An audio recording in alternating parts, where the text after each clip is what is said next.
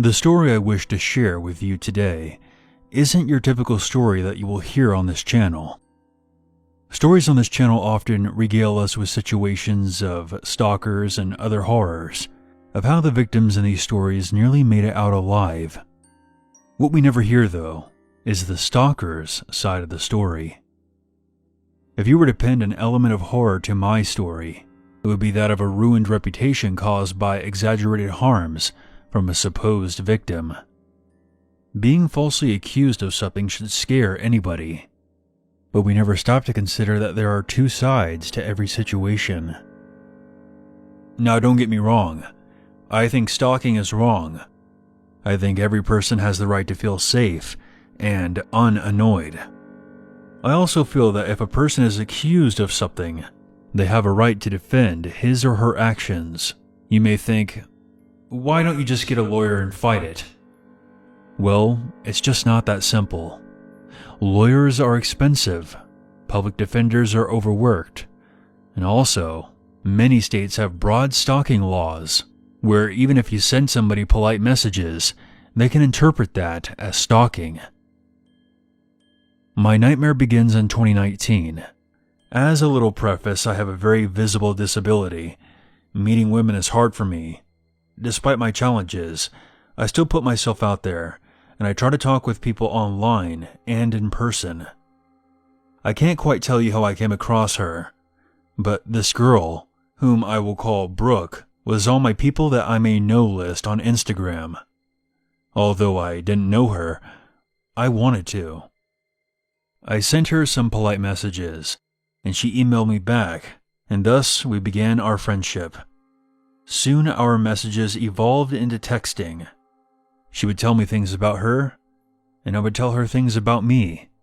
I honestly thought that we would start dating at some point, and this would be my first real relationship. Out of nowhere, she dropped a bombshell on me that she was starting to see another guy. I was crushed. I couldn't believe it, but I remained cool, and I figured that being her friend was the next best thing. As time went on, her boyfriend became very hostile towards me, and they even broke up a few times. It was a mess. One day, through our messages, she relayed to me her struggles with mental health. She asked me if I ever thought of dying, and also told me about her past history with drug abuse. She also said that she kept having nightmares of an invisible man chasing her. I was honestly pretty spooked. But since I've dealt with issues of my own, I wasn't going to abandon her. I would be a hypocrite if I did that. We soon set in motion a plan of meeting up for her birthday. That's how close we were.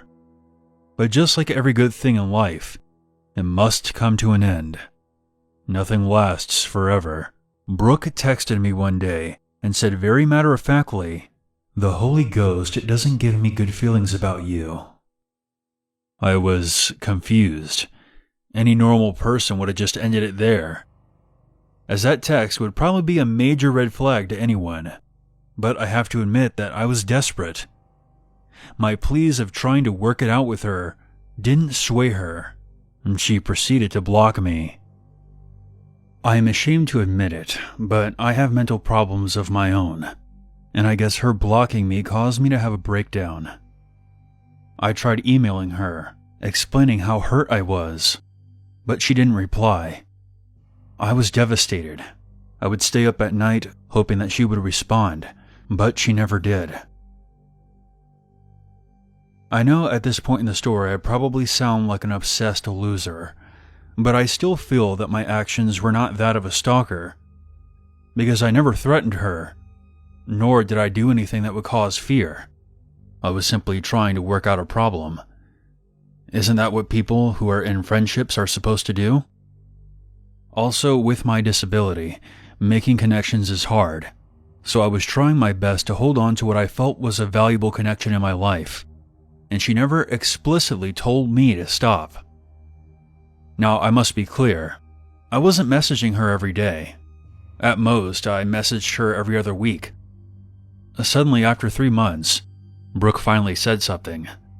Instead of telling me what happened or what was wrong, she flatly said to stop.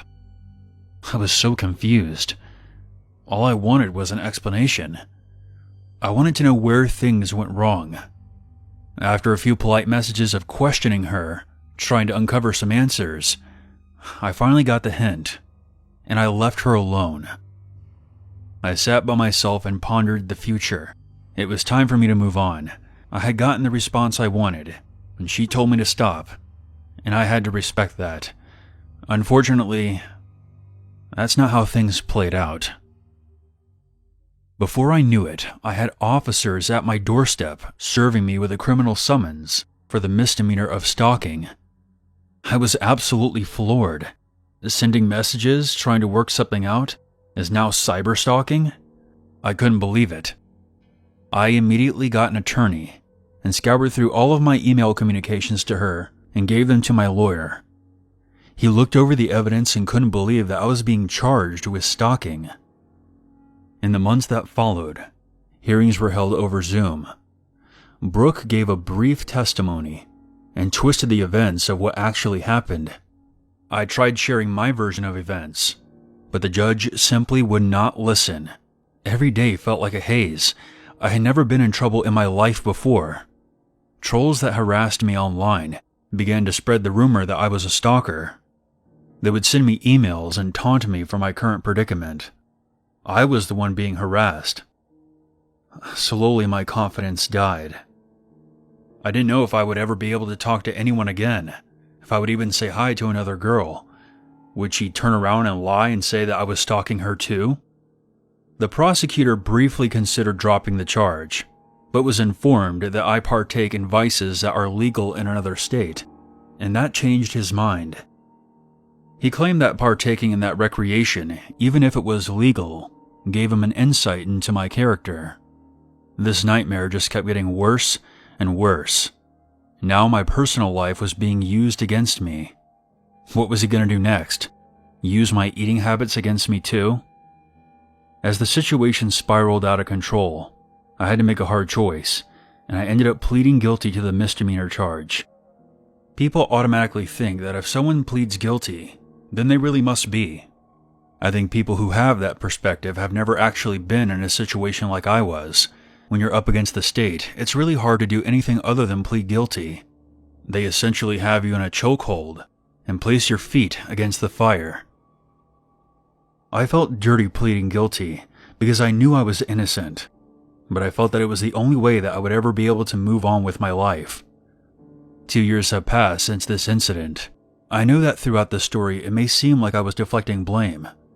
I 100% admit that I was annoying at most, but I disagree that my actions were criminal though. Just imagine if we charged every single person on Facebook who messaged another person multiple times or did other annoying conduct. Our jails would be overbooked, more so than they already are now.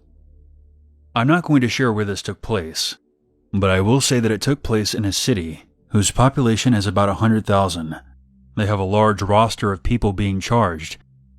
I think they do this on purpose and make it a game of ruining people's lives because the police and city attorneys have quotas they have to meet. As I said at the beginning, this wasn't your typical story. This story is scary in another way. Any one of us could be charged at any moment, and our lives turned upside down, and our reputations ruined forever, all based on lies. Never once did a police officer or city official reach out to me and ask for my side of the story. They decided just to charge me because they didn't like me. It's absolutely frightening to think about how many people are in prison for alleged crimes based on exaggerated claims. Next time you hear a story of someone being accused of something, I strongly advise you to stop and perhaps consider their side of the story as well, before you start judging them. I was headed home from a friend's house after a heavy night of drinking. It was being pretty risky to drive, so I thought I'd stop somewhere and sober up. I found a Little Caesars outlet standing alone on the side of the road.